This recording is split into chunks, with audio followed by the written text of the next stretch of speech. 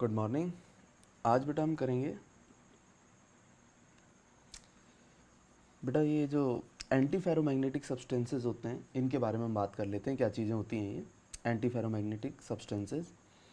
देखो कुछ सब्सटेंसेस ऐसे होते हैं जो डोमेन्स जो होते हैं इनके अंदर, डोमेन्स मैंने आपको पहले भी बताया। डोमेन्स का मतलब है कि कुछ एटम आपस में अरेंज हो जाते हैं और ग्रुप बना लेते हैं और हर एक एटम का अपना मैग्नेटिक मोमेंट होता है। ठीक है, तो जैसे मान लो ये एक ग्रुप बना रखा है, इसके अंदर एटम्स ने अपना ये मैग्नेटिक मोमेंट इस तरह से डेवलप कर रखा है। ठीक है, तो जब आप कुछ सब्सटेंसेस ऐसे हैं जिनके अंदर डोमेन्स तो होते हैं और डोमेन्स के बेसिस पे हम कहते हैं कि ये जो हैं आपके मैग्नेटिक बिहेवियर इनके अंदर होगा, लेकिन इन एक्चुअल इनके अंदर जीरो मैग्नेटिक बिहेवियर होता है। समझ में आया कि नहीं आया? इनके अंदर जो है हमें तो लगता है कि ये जो है पैरामैग्नेटिज्म है इनके अंदर, ठीक है, या फिर फेरोमैग्नेटिज्म है मैग्नेटिक मोमेंट के बेस पर और डोमेन्स के बेस पर, लेकिन एक्चुअली में उनके पास जीरो मैग्नेटिक मोमेंट होता है। इन्हें कहते हैं एंटी फेरोमैग्नेटिक सब्सटेंसेस। जैसे MnO मैग्नीज ऑक्साइड है आपका, ठीक है। मैग्नीज ऑक्साइड के केस में क्या होता है, हमें ऐसा महसूस होता है कि इसके अंदर मैग्नेटिक मोमेंट होगा, लेकिन ऐसा नहीं हो पाता है। इसका रीज़न क्या है ये बताता हूँ। अगर आप डायग्राम बी को देखें तो इसमें कुछ मैग्नेटिक मोमेंट्स तो ऊपर की तरफ हैं, कुछ नीचे हैं। जितने ऊपर हैं उतने ही नीचे हैं, तो ये दोनों ये इस तरह से एक दूसरे को इफेक्ट को नलीफाई कर देते हैं। समझ में आ गया? ये एक दूसरे के इफेक्ट को नलीफाई कर देते हैं, तो नेट मैग्नेटिक मूवमेंट कितना, नेट मैग्नेटिक मूवमेंट इनका जीरो आ जाता है। ये बात समझ में आई कि नहीं आई? इसको कहते हैं बेटा एंटी फेरोमैग्नेटिक सब्सटेंसेस। एग्जाम्पल मैंने आपको बता दिया, मैग्नीज ऑक्साइड इसका एग्जाम्पल है। ठीक है, अब हम आगे की बात करते हैं फेरी मैग्नेटिक सब्सटेंसेस। बेटा कुछ सब्सटेंसेस ऐसे होते हैं जिनके अंदर पार्शियल मैग्नेटिक मोमेंट होता है।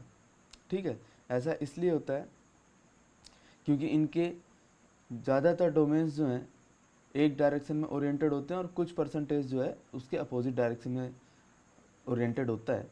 इस वजह से जो है इनके पास एक नेट मैग्नेटिक मोमेंट आपको देखने को मिल जाएगा। जैसे एग्जांपल है इसका सी वाला जो है, इससे समझाने की कोशिश की गई है। ये देखिए ऊपर की डायरेक्शन में मैग्नेटिक मोमेंट है कि नहीं? ग्रीन वाले सारे कहाँ हैं? ऊपर की डायरेक्शन में, और रेड वाले जो हैं आपके नीचे की डायरेक्शन में मैग्नेटिक मोमेंट है। ठीक है, तो इससे क्या होगा, थोड़े बहुत तो नलीफाई कर जाएंगे, एक दूसरे को कैंसिल कर जाएंगे। जैसे ये डाउनवर्ड ये अपवर्ड नलीफाई हो गया, ये डाउनवर्ड ये अपवर्ड नलीफाई हो गया, लेकिन ये रह गया, ये रह गया, ये और आपका जो है ये दो ऊपर की तरफ रहेगा। तो आपको सब्सटेंस के अंदर कुछ ना कुछ मैग्नेटिक मूवमेंट देखने को मिल जाएगा। ठीक है, अच्छा इसके एग्जांपल्स क्या होते हैं बेटा, ये इंपॉर्टेंट है, इसके एग्जांपल्स देख लो। जैसे मैग्नेटाइट, क्या होता है मैग्नेटाइट? मैग्नेटाइट जो है आपका फेरी मैग्नेटिक सब्सटेंस है, Fe3O4। इसके अंदर जो है फेरी मैग्नेटिक सब्सटेंस है ये, इसके अंदर ऐसी प्रॉपर्टी पाई जाती है। ठीक है, या फिर M+2 Fe2O4। अब इसमें ये M क्या चीज़ हो सकती है? M आपका मैग्नीशियम भी हो सकता है, ठीक है, आपका ये कॉपर भी हो सकता है, या आपका जिंक भी हो सकता है। इन्हीं को कंबाइंड फॉर्म में हम बोलते हैं फेराइट्स। क्या बोलते हैं? फेराइट्स बोलते हैं। समझ आ गया कि नहीं आ गया? ये हमारे फेराइट्स होते हैं। ठीक है, ऐसा इसलिए होता है क्योंकि इसमें मैंने आपको जैसा कि बताया कि जो डोमेन्स होती हैं उनमें ज़्यादातर डोमेन्स तो एक डायरेक्शन में होती हैं जैसे ग्रीन वाली, और कुछ डोमेन्स उनके अपोजिट होती हैं, तो थोड़ी बहुत एक दूसरे को नलीफाई कर देती हैं, लेकिन नेट आपको मैग्नेटिक मोमेंट देखने को मिल जाता है। समझ आएगा बेटा? इस तरह से जो है आपके फेरी मैग्नेटिक सब्सटेंसेस होते हैं। डोमेन्स मैंने आपको पहले भी कई बार बताया, डोमेन्स क्या चीज़ें होती हैं। ग्रुप ऑफ एटम्स होते हैं, ठीक है, एक रीजन में अलाइंड हो जाते हैं वो, और उनको हम डोमेन बोलते हैं। और हर एक एटम क्योंकि एक मैग्नेट की तरह से बिहेव करता है, ये मैंने आपको समझाया था मैं कंसेप्ट, तो उसके बेस पे आप इसको आसानी के साथ समझ सकते हैं। अब बेटा बात करेंगे क्यूरी टेम्परेचर की। ये क्यूरी टेम्परेचर क्या चीज़ होती है ये मैं आपको समझाता हूँ। जैसे आपका फेरोमैग्नेटिक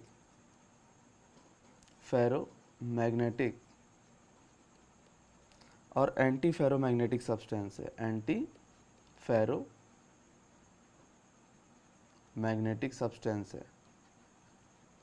ठीक है, तो ये जो इनके अंदर मैग्नेटिक मोमेंट होता है, ठीक है, इनके अंदर जो मैग्नेटिक मोमेंट होता है ये पैरामैग्नेटिक सब्सटेंस में कन्वर्ट हो जाते हैं, पैरामैग्नेटिक सब्सटेंस में चेंज हो जाते हैं।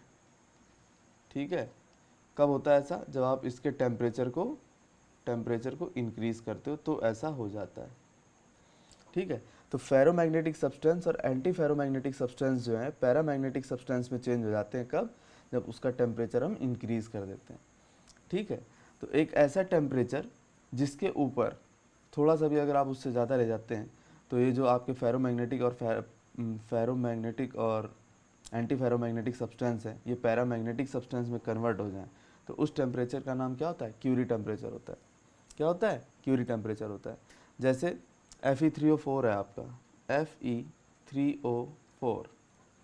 ठीक है बेटा, ये फेरी मैग्नेटिक सब्सटेंस है। क्या है ये? फेरी मैग्नेटिक सब्सटेंस है, फेरी मैग्नेटिक सब्सटेंस है ये। ठीक है, अगर आपने इसको कितना टेम्परेचर दे दिया? 850 केल्विन का टेम्परेचर दे दिया तो ये किस में कन्वर्ट हो जाएगा? ये आपका पैरामैग्नेटिक में कन्वर्ट हो जाएगा। किस में कन्वर्ट हो जाएगा? पैरामैग्नेटिक सब्सटेंस में ये आपका कन्वर्ट हो जाएगा। समझ आ गई बात? तो ये जो 850 केल्विन है ये क्या हो गया आपका? Curie temperature. ठीक है, इसको कहते हैं क्यूरी टेम्परेचर। That's all. बेटा डाइलेक्ट्रिक प्रॉपर्टीज ऑफ सॉलिड पे आते हैं। डाइलेक्ट्रिक प्रॉपर्टीज ऑफ सॉलिड में क्या है मैं आपको बताता हूँ। जैसे इंसुलेटर्स होते हैं, क्या होते हैं? इंसुलेटर्स। तो इंसुलेटर्स में आप इलेक्ट्रिसिटी का फ्लो नहीं करवा सकते, ऐसा ही तो होता है। इंसुलेटर्स के अंदर आप इलेक्ट्रिसिटी का फ्लो नहीं करवा सकते। लेकिन अगर हम क्या करें, इन इंसुलेटर्स को एक्सटर्नल इलेक्ट्रिक फील्ड में रख दें, एक्सटर्नल इलेक्ट्रिक फील्ड, अगर आपने इनको इसमें रख दिया तो क्या होगा? इनके जो न्यूक्लियाई होते हैं, इनके जो एटम होते हैं जो इंसुलेटर्स के, इनके जो न्यूक्लियाई होते हैं वो जो है क्या कर जाते हैं? पोलराइज कर जाते हैं, पॉजिटिव निगेटिव डेवलप हो जाता है। ठीक है, वहाँ पर जो है आपको पॉजिटिव निगेटिव डेवलप होता हुआ दिखाई देगा। तो फिर जो है डाइपोल वहाँ पर आपके तैयार हो जाते हैं। ठीक है, ये आपकी डाइलेक्ट्रिक प्रॉपर्टीज़ होती हैं सॉलिड्स की। इनमें पहला है आपका पीजियो इलेक्ट्रिसिटी। क्या चीज़ है? Piezo electricity. पीजियो इलेक्ट्रिसिटी क्या है? जैसे कोई भी सब्सटेंस है आपके पास, कोई भी क्रिस्टल है, ठीक है, आपने उस पर क्या किया? मैकेनिकल स्ट्रेस लगा दिया। मान लो ये कोई सब्सटेंस है, इस पर आपने क्या किया? मैकेनिकल स्ट्रेस अप्लाई किया, मैकेनिकल स्ट्रेस अप्लाई कर दिया। जैसे ही आपने इसके अंदर मैकेनिकल स्ट्रेस अप्लाई किया तो उससे होगा क्या? एक इलेक्ट्रिसिटी प्रोड्यूस हो जाएगी इसके अंदर। क्यों? क्योंकि आयन का डिस्प्लेसमेंट होगा। ठीक है, और जब इलेक्ट्रिसिटी प्रोड्यूस होगी इसके अंदर तो इस इलेक्ट्रिसिटी का नाम क्या होगा? Piezo electricity. और उस क्रिस्टल का नाम हो जाएगा पीजियो इलेक्ट्रिक क्रिस्टल। समझ में आया कि नहीं आया? अब दिमाग में ये बात आएगी कि मैकेनिकल स्ट्रेस क्या चीज़ होती है। मैकेनिकल स्ट्रेस का मतलब हो गया बेटा, जैसे मान लो आपने हैमर की हेल्प से, ये हैमर है आपका, इसकी हेल्प से आपने इसको जो है स्ट्रेस किया है, हैमर की हेल्प से आपने इसको स्ट्रेस किया है तो होगा क्या? इसमें आयन शिफ्ट हो जाएंगे। आयन शिफ्ट होना मतलब चार्ज का मूव करना, और चार्ज का मूव करना ही इलेक्ट्रिसिटी होती है। ठीक है, तो ये जो सब्सटेंस है इसका नाम क्या हो जाएगा? Piezo electric substance. और जो इलेक्ट्रिसिटी आई स्ट्रेस प्रोड्यूस करने की वजह से उसको बोलेंगे पीजियो इलेक्ट्रिसिटी। समझ में आ गया बेटा? इस तरह से आपके पीजियो इलेक्ट्रिक सब्सटेंसेज होते हैं। समझ में आ गई बात? अगला है आपका पायरो इलेक्ट्रिसिटी। पायरो इलेक्ट्रिसिटी क्या चीज़ है बेटा? ये जो आपके पीजियो इलेक्ट्रिक सब्सटेंस होते हैं, क्या होते हैं? Piezo electric substance. जैसे पीजियो इलेक्ट्रिक सब्सटेंस था ये, अगर आपने इसको क्या कर दिया? हीट कर दिया। क्या कर दिया? हीट कर दिया। तो हीट करने की वजह से भी इलेक्ट्रिसिटी प्रोड्यूस हो जाएगी। हीट करने की वजह से भी इलेक्ट्रिसिटी प्रोड्यूस हो जाएगी तो उसको क्या बोलेंगे? Pyro electricity. The heat produced by the current produced by the heat is known as pyro electricity. समझ में आ गई बात? तो जो हमारे पीजियो इलेक्ट्रिक सब्सटेंस हैं अगर आपने उनको हीट किया तो उनके अंदर इलेक्ट्रिसिटी आ जाएगी, उसको बोलेंगे pyro electricity. Got the idea? बेटा फेरो इलेक्ट्रिसिटी पे आते हैं। फेरो इलेक्ट्रिसिटी क्या चीज़ होती है? जो आपके पीजियो इलेक्ट्रिक सब्सटेंस होते हैं, कौन से? पीजियो। ये जो पीजियो इलेक्ट्रिक सब्सटेंस हैं, ठीक है, इनके अंदर क्या होता है? कुछ एटम्स परमानेंटली पोलराइज हो जाते हैं। क्या हो जाते हैं? Permanently polarise. परमानेंटली पोलराइज हो जाते हैं। समझ में आ गई बात? कोई इलेक्ट्रिक फील्ड हो या ना हो इससे कोई फ़र्क नहीं पड़ता, ये परमानेंटली पोलराइज हो जाते हैं। और परमानेंटली पोलराइज हो जाने की वजह से क्या होता है, इनके अंदर जो है एक तरह का जो है इलेक्ट्रिक फील्ड में जैसे आपने इनको रख दिया तो ये अपनी डायरेक्शन को, पोलराइजेशन की डायरेक्शन को चेंज भी कर लेते हैं। ठीक है, जैसे मान लो ये है आपका एटम है पीजो इलेक्ट्रिक सब्सटेंस का, इसने इस तरह से जो है परमानेंटली पोलराइज हो गया होगा ये, तो इस तरह की डोमेन है। और जब आपने इसको क्या किया, एक्सटर्नल इलेक्ट्रिक फील्ड में रखा, तो ये हो सकता है अपने आप को चेंज कर ले, ये इससे किस में कन्वर्ट हो जाए, ये इससे इसमें कन्वर्ट हो जाए, अपनी डायरेक्शन को ये चेंज भी कर सकता है। तो इसको बोलते हैं फेरो इलेक्ट्रिसिटी। ठीक है, एक्सटर्नल इलेक्ट्रिक फील्ड अप्लाई करने पर ही अपने पोलराइजेशन को चेंज भी कर सकते हैं। तो जब पोलराइजेशन चेंज होगा तो डायपोल मोमेंट भी चेंज हो जाएगा। समझ आ गया बेटा, इस तरह की चीज़ है। एग्जाम्पल है इसके, एग्जाम्पल देखो बेटा, बेरियम टाइटानेट, बेरियम टाइटानेट ये इसका एग्जाम्पल है, बेरियम टाइटानेट इसका एग्जाम्पल है। और भी हैं, रोसे साल्ट है आपका, रोसे साल्ट, रोसे साल्ट ये भी इसी का एग्जाम्पल है। ठीक है, और KH2PO4 पोटेशियम डाईहाइड्रोजन फॉस्फेट ये भी इसी का एग्जाम्पल है। ये सब क्या है, ये सब आपके फेरोइलेक्ट्रिक सॉलिड हैं। ठीक है, समझ में आ गई बात। तो ferroelectric solids are piezo electric but reverse is not true. समझ में आई बात। जो फेरो इलेक्ट्रिक सब्सटेंस होते हैं वो पीजियो इलेक्ट्रिक होते हैं, लेकिन पीजियो इलेक्ट्रिक ज़रूरी नहीं है कि फेरो इलेक्ट्रिक हो। समझ में आ रहा है कि नहीं आ रहा है, ये चीज़ है। तो ये आपको ध्यान रखना है। तो फेरो इलेक्ट्रिक सब्सटेंस क्या होते हैं, जो पीजियो इलेक्ट्रिक सब्सटेंस होते हैं उनकी जो डोमेन्स होती हैं वो परमानेंटली जो है आपके एटम्स होते हैं वो परमानेंटली पोलराइज हो जाते हैं। इलेक्ट्रिक फील्ड हो ना हो इससे फ़र्क नहीं पड़ता है। लेकिन जब आप उन सब्सटेंसेस को एक्सटर्नल इलेक्ट्रिक फील्ड में रखते हो तो वो अपने पोलराइजेशन को चेंज भी कर सकते हैं, जैसा कि मैंने दिखाया आपको, वो ग्रीन से इस तरह से रेड में भी कन्वर्ट हो सकते हैं। इसके एग्जाम्पल बता दिया आपको, 3 एग्जाम्पल है इसके, ये दिमाग में रखना आप। ठीक है, इस तरह से इसको आप तैयार कर सकते हो। बेटा anti ferro electricity, anti ferro electricity क्या चीज़ होती है, जैसे कुछ आपके सब्सटेंस होते हैं उनकी डोमेन्स जो हैं एक दूसरे को नलीफाई कर देती हैं, जैसा कि वहाँ दिखाया था मैंने, अपवर्ड डाउनवर्ड, अपवर्ड डाउनवर्ड, इस तरह से। तो नेट डाइपोल मोमेंट क्या हो जाता है, नेट डाइपोल मोमेंट उनके पास जीरो हो जाएगा। समझ में आया कि नहीं आया, नेट डाइपोल मोमेंट उनके पास जीरो हो जाएगा। ऐसे सब्सटेंस को क्या बोलते हैं, एंटी फेरो इलेक्ट्रिक सब्सटेंस। इसका एग्जाम्पल है लेड जिरकोनेट। क्या एग्जाम्पल है इसका, लेड जिरकोनेट, लेड जिरकोनेट। ठीक है, PbZrO3, लेड जिरकोनेट इसका एग्जाम्पल है। क्लियर होगी बात। तो ये थ्योरी पार्ट हमारा खत्म हुआ यहाँ पर। अब हम कुछ क्वेश्चन सॉल्व करेंगे यहाँ पर। बेटा पहला ही क्वेश्चन है इसका, why are amorphous solids to be considered as super cooled liquid. इनको सुपर कूल्ड लिक्विड क्यों कहा जाता है, ये क्वेश्चन है यहाँ पर। तो सुपर कूल्ड लिक्विड इसलिए कहा जाता है कि अगर आप एमॉर्फस सॉलिड्स का टेम्परेचर चेंज कर दो, ठीक है, अगर आप एमॉर्फस सॉलिड सब्सटेंस का टेम्परेचर चेंज कर दो तो वो फ्लो करना शुरू हो जाते हैं। क्या करना शुरू हो जाते हैं, फ्लो करना शुरू हो जाते हैं, दे स्टार्ट फ्लो। ठीक है, जैसे एग्जांपल है, आप रबर ले लो, रबर को अगर आप टेम्परेचर बढ़ाओगे तो वो फ्लो करना शुरू कर देगा, इसीलिए इनको क्या बोलते हैं, सुपर कूल्ड लिक्विड बोलते हैं। ठीक है, अगला जो क्वेश्चन है वो ये कहता है, in terms of intermolecular forces explain why do some substances exist as solids. ठीक है, देखो बेटा, इंटरमॉलिक्यूलर फोर्स ऑफ अट्रैक्शन अगर ज़्यादा हुआ किस चीज़ से, थर्मल एनर्जी से, तो वो सब्सटेंस आपका सॉलिड के फॉर्म में आएगा। अगर आपका इंटरमॉलिक्यूलर फोर्स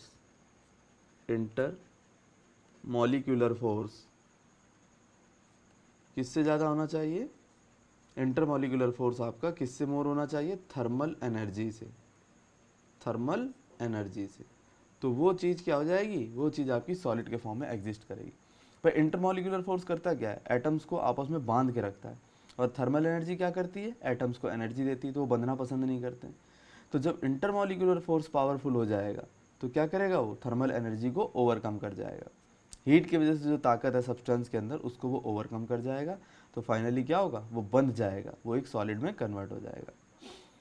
नेक्स्ट क्वेश्चन देखो बेटा, why urea has a sharp melting point but glass does not.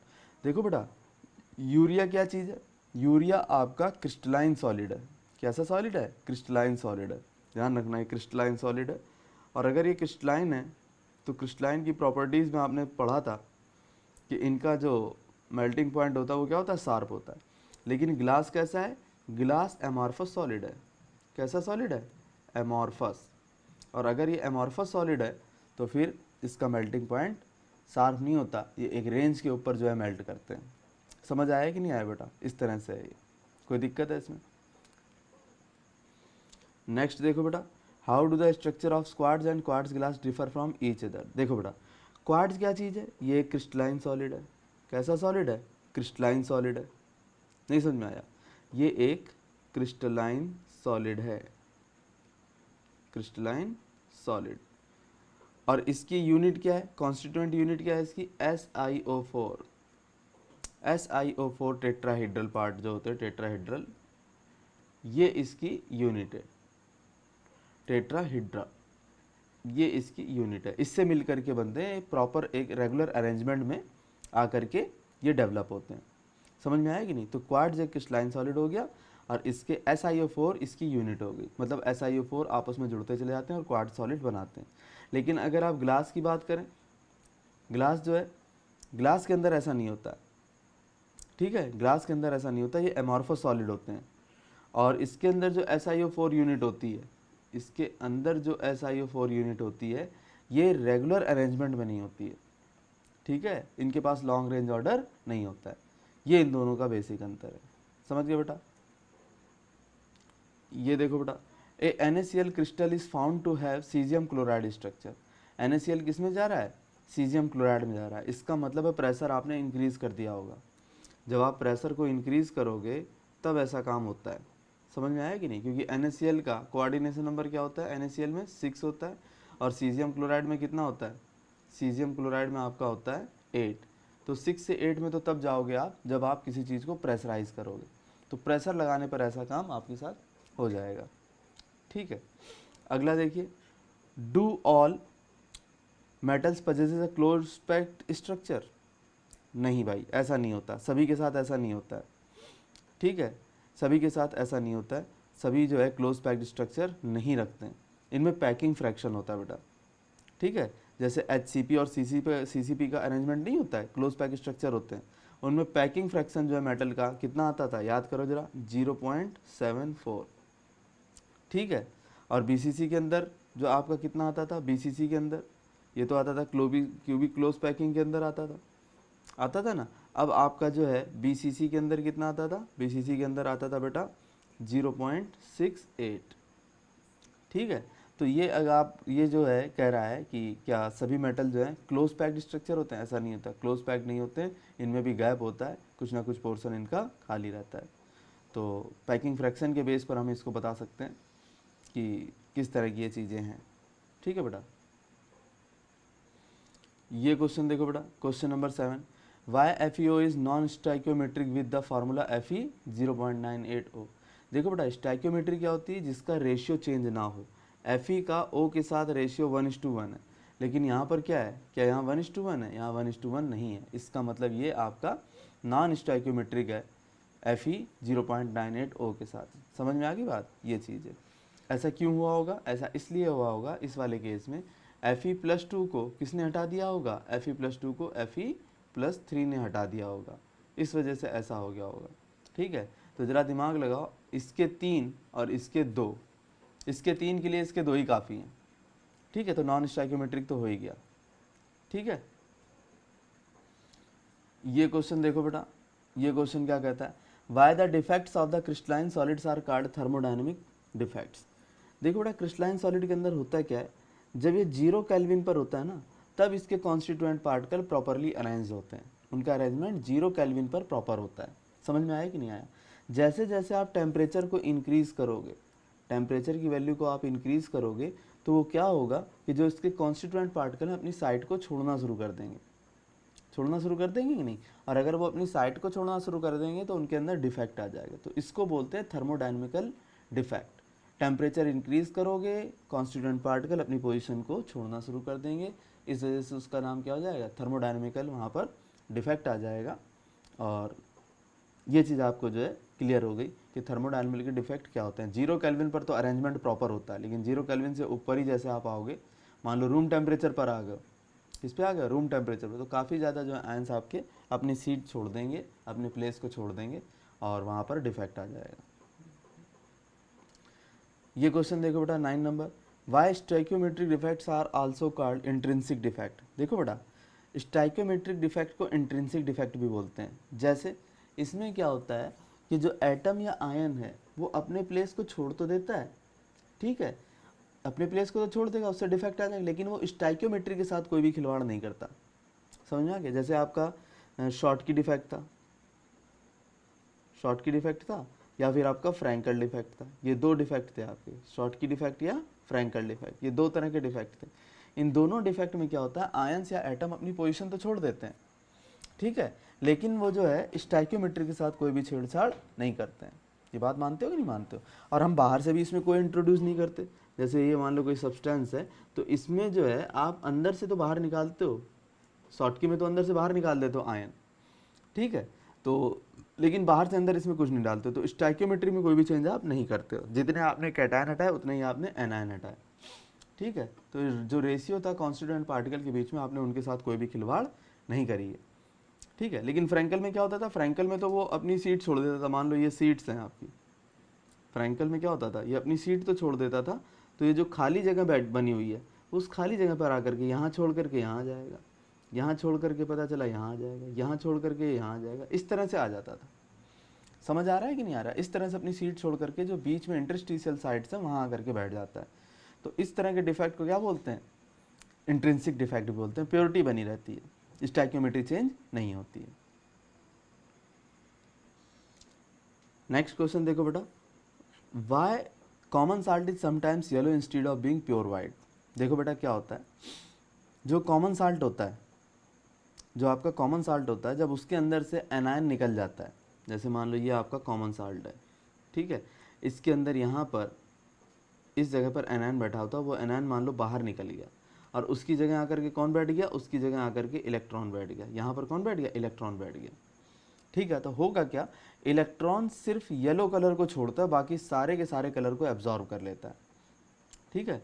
तो प्योर वाइट कब था, प्योर वाइट वो तब था जब वो सारे कलर्स को क्या कर दे, छोड़ दे। जब सारे कलर छोड़ देगा तो सारे कलर जब बाहर निकलेंगे तो उनका मिक्सचर क्या होगा, वाइट होगा। लेकिन जब वो आपका जो इस तरह की चीज़ हो जाती है कि उसका एनायन निकल गया और उसकी जगह कौन आकर के एडजस्ट हो गया, इलेक्ट्रॉन एडजस्ट हो गया, तो वो करेगा क्या, सिर्फ येलो कलर को जो है वो छोड़ता है, बाकी सारे कलर्स को एब्जॉर्ब कर लेता है। इसलिए हमें वो चीज़ कैसी दिखाई देती है, येलो दिखाई देती है, वो प्योर वाइट नहीं दिखाई देती। ये इसका रीज़न है बेटा। ये क्वेश्चन देखो बेटा 11, what is the difference in the semiconductor obtained by doping silicon with aluminium. Silicon बेटा किस ग्रुप का है, खूब अच्छी तरह आपको पता है, सिलिकॉन है आपका 14 ग्रुप का, और एल्यूमिनियम किस ग्रुप का है, एल्यूमिनियम है 13 ग्रुप का। बोलो मानते हो कि नहीं? तो जब 13 वाले को 14 वाले में डालोगे तो कौन सा आपका सेमीकंडक्टर तैयार होता है, पी टाइप सेमीकंडक्टर तैयार होता है कि नहीं होता है? जब 14 वाले एलिमेंट को हटाओगे, 14 ग्रुप के एलिमेंट को हटाओगे और 13 वाले को आप इंट्रोड्यूस करोगे तो आपका क्या तैयार होगा, पी टाइप सेमीकंडक्टर तैयार हो जाएगा। और जब आप 14 वाले में फास्फोरस को इंट्रोड्यूस करोगे, किसको यूज़ करोगे, फास्फोरस को, तो फास्फोरस किसका बंदा है, 15 का बंदा है। तो 15 वाले को जब 14 वाले के साथ एडजस्ट करोगे तो फिर वहाँ पर कौन सा बनेगा आपका, जा करके वहाँ पर आपका एन टाइप सेमीकंडक्टर तैयार हो जाएगा। समझ आ गई बात? तो इस तरह की चीज़ें आपको क्लियर बता चुका हूँ और ये सिंपल बात है बेटा। एंटी फेरोमैग्नेटिक और फेरोमैग्नेटिक में डिफरेंस पूछ रहा है। तो एंटी फेरोमैग्नेटिक में तो डोमेन्स क्या होती थी, एक दूसरे को नलीफाई कर देती थी इफेक्ट को, इसका डायपोल मोमेंट ऊपर, इसका नीचे, इसका ऊपर, इसका नीचे, नलीफाई कर देती थी। लेकिन फेरोमैग्नेटिक सब्सटेंस में क्या होता है, ये आपको एक पर्टिकुलर डायरेक्शन में दिखाई देंगी, तो ये पावरफुल मैग्नेट की तरह से बिहेव करती हैं, ठीक है। ये जो है इनका डिफरेंस है, मेन डिफरेंस ये है।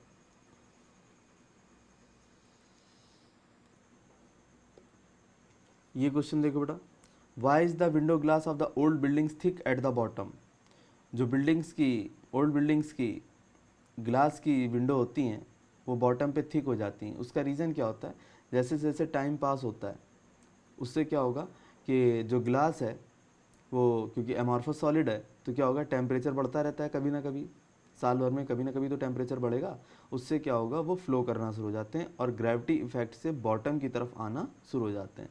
तो जो मटेरियल है, ग्लास मटेरियल है, वो विंडो के बॉटम में ज़्यादा मिलता है आपको, इसलिए वो थिक हो जाता है। समझ में आ गया। अगला क्वेश्चन क्या है बेटा, why is Frenkel defect not found in pure alkali metals halides. Alkali metal halide के अंदर फ्रैंकल डिफेक्ट नहीं मिलता। देखो बेटा, एल्कली मेटल हैलाइड में होता क्या है, एल्कली मेटल हैलाइड, इसमें जो आयंस हैं, एक तो मेटल आयन होगा, एक हेलोजन आयन होगा, इन आयंस के बीच का जो साइज का डिफरेंस है वो प्रॉपर नहीं है, ठीक है, उसमें डिफरेंस जो है आपका अलग ढंग का आता है। वह फ्रैंकल डिफेक्ट में होता क्या था, फ्रैंकल डिफेक्ट में होता क्या है कि इनके आयन के साइज का डिफरेंस ज़्यादा होना चाहिए, आयंस के साइज का डिफरेंस ज़्यादा होना चाहिए, इसमें ऐसा नहीं होता, इनमें इनके साइज के जो डिफरेंस है वो ज़्यादा नहीं होता, इस वजह से ये जो है आपका Frenkel defect alkali metal halide के अंदर नहीं आता। समझ गए, साइज का जो डिफरेंस है वो ज़्यादा नहीं होता इनके अंदर। नेक्स्ट है आपका zinc oxide is white but it turns yellow on heating. इसका क्या रीज़न है बताता हूँ बेटा। जैसे जिंक ऑक्साइड है, आपने इसको गर्म कर दिया तो ये क्या हो जाएगा, Zn+2 बन जाएगा, ठीक है, Zn+2 बना लेगा, ऑक्सीजन जो इसके अंदर है छुपी हुई है वो निकल जाएगी, बाहर निकल जाएगी गैस बन के, और 2 इलेक्ट्रॉन्स रिलीज करेगा, ठीक है। तो ये जो Zn+2 रिलीज हुआ, ये जो Zn+2 रिलीज हुआ, ये तो जा करके कहीं पर इंटरस्टिशियल साइट में एडजस्ट हो जाएगा, और ये 2 इलेक्ट्रॉन्स जो हैं ये वॉइड के अंदर हैं, इलेक्ट्रिकल न्यूट्रलिटी को मेंटेन कर रहे हैं, ये क्या करेंगे, ये जो है एफ सेंटर जो है, एफ सेंटर में जा करके बैठ जाएंगे और सारे के सारे कलर्स को एब्जॉर्ब कर लेंगे, सिर्फ येलो को छोड़ देंगे। समझ में आ गई बात, ऐसा भी हमने थोड़ी देर पहले कंसेप्ट किया है। तो Zn+2 तो इंटरस्टिशियल साइड में जाकर के ट्रैप हो गया, लेकिन जो ये 2 इलेक्ट्रॉन हैं ये क्या करेंगे, एफ सेंटर पे बैठ करके सारे कलर्स को एब्जॉर्ब कर लेंगे, सिर्फ येलो को छोड़ देंगे, इस वजह से हमारा जिंक ऑक्साइड वाइट ना होकर के कैसा हो जाता है, येलो हो जाता है गर्म करने पर। That's all. देखो बेटा, ये कह रहा है CaCl2 will introduce Schottky defect if added to AgCl crystal. अगर आपने CaCl2 डाला तो Ca+2 किसको रिप्लेस कर देगा, AgCl जो है उसमें Ag+ जो है, Ca+2 जो है AgCl 2 Ag को रिप्लेस कर देगा। समझ में आएगी ये बात, CaCl2 will introduce Schottky defect if added to AgCl। तो जो AgCl है उसके अंदर अगर आपने CaCl2 डाला तो जो Ca+2 है वो 2 Ag आयन को वहाँ से रिप्लेस कर देगा। समझ में आ गया। तो इलेक्ट्रिकल न्यूट्रलिटी मेंटेन है आपकी, तो ये यहाँ पर शॉर्ट की डिफेक्ट आपका शो करेगा। नेक्स्ट क्वेश्चन है, the electrical conductivity of a metal decreases with rise in temperature while that of the semiconductor increases, explain. देखो बेटा, मेटल के अंदर जो इलेक्ट्रिकल कंडक्टिविटी वो डिक्रीज कर जाती है टेम्परेचर बढ़ने से। इसका रीज़न क्या है, जैसे ये मेटल है आपका, तो जैसे ही आप टेम्परेचर बढ़ाओगे तो इसके जो कैर्नल्स होते हैं जहाँ से इलेक्ट्रॉन छोड़ करके चला जाता है, जैसे यहाँ पर इलेक्ट्रॉन था, पहले ये इलेक्ट्रॉन था, ये इलेक्ट्रॉन छोड़ करके निकल गया, इलेक्ट्रॉन बाहर निकल गया, तो इसके ऊपर चार्ज कौन सा आ जाएगा, पॉजिटिव आ जाएगा, इसको क्या बोलेंगे, कैर्नल बोलेंगे। तो ये जो कैर्नल्स हैं टेम्परेचर बढ़ाने पर क्या होगा, ये वाइब्रेट करना शुरू हो जाएंगे, इस तरह से वाइब्रेट करेंगे, जैसे पॉइंटर से मैं दिखा रहा हूँ आपको, इस तरह से वाइब्रेट करेंगे। और जब ये वाइब्रेट करेंगे तो इलेक्ट्रॉन्स जो थे ना, फ्री इलेक्ट्रॉन्स, उनके रास्ते में आएंगे तो उनके मोशन को रोकेंगे। इसका मतलब ये इलेक्ट्रिसिटी के फ्लो को रोकेंगे। समझ में आ गई बात। इसलिए जो है मेटल का जो कंडक्टिविटी है वो टेम्परेचर राइज करने पर डिक्रीज कर जाता है। लेकिन सेमीकंडक्टर के केस में क्या होता है, सेमीकंडक्टर का कंसेप्ट थोड़ा सा डिफरेंट है। ये आपका कंडक्शन बैंड है और ये यहाँ पर आपका वैलेंस बैंड है। ये क्या है आपका, वैलेंस बैंड है। तो जैसे टेम्परेचर आप राइज करोगे होगा क्या, इसका इलेक्ट्रॉन जंप मार के किसके अंदर चला जाएगा, इसके अंदर चला जाएगा। और जैसे ही वो इलेक्ट्रॉन कंडक्शन बैंड में आया तो उससे होगा क्या, कंडक्टिविटी इंक्रीज कर जाएगी, करंट की वैल्यू आपको इंक्रीज करके मिलेगी, ये चीज़ हो जाएगी। समझ में आ गई बात। तो ये इसका रीज़न है। नेक्स्ट बेटा, ये देखो, why does zinc oxide exhibit enhanced electrical conductivity on heating. देखो बेटा, अभी हमने बात की थी ना जिंक ऑक्साइड की, तो जो जिंक ऑक्साइड है हीट करने पर क्या बनाता है, Zn+2 बना लेता है और ऑक्सीजन निकलती है और क्या होता है, 2 इलेक्ट्रॉन रिलीज होते हैं, हीट करने पर ये इलेक्ट्रॉन रिलीज होते हैं। ठीक है, तो होगा क्या, अब जब आयंस आपके बढ़ रहे हैं, इलेक्ट्रॉन्स बढ़ रहे हैं, तो जब नंबर ऑफ आयंस और इलेक्ट्रॉन्स बढ़ जाएंगे तो आपकी कंडक्टिविटी तो ऑटोमेटिकली इंक्रीज कर जाएगी, करेगी कि नहीं करेगी, ये चीज़ है। तो गर्म करने पर ये आयंस और इलेक्ट्रॉन रिलीज हुए, इससे इसकी कंडक्टिविटी इंक्रीज कर गई। बोलो समझ आ गया कि नहीं आ गया।